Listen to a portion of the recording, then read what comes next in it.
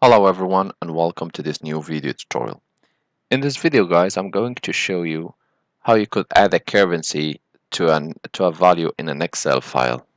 So this video tutorial is for beginners, so however everyone can use it.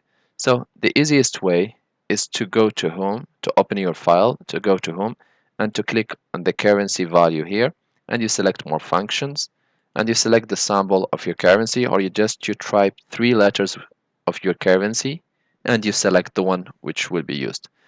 However, I would suggest to you first to select the whole column so that you don't have to do for one by one. So when you select the whole column and you select currency and you can always select more number formats, or you just click on the dollar sign, you select more functions, symbol, and you select or you type the three letters. So for me, I want to use euro as I'm in France.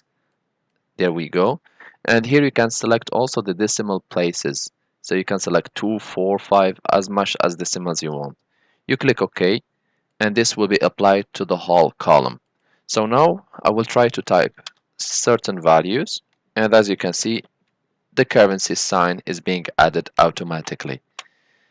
And you can go one by one, and it will be the same for all of them.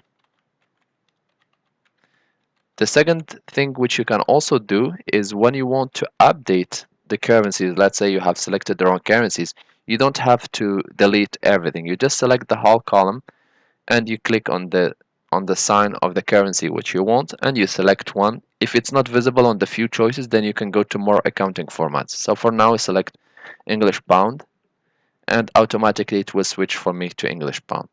I hope this video tutorial was helpful to you guys. If you are still in need of help or assistance, you can always send us an email or just leave us a comment and we'll do our best to help you.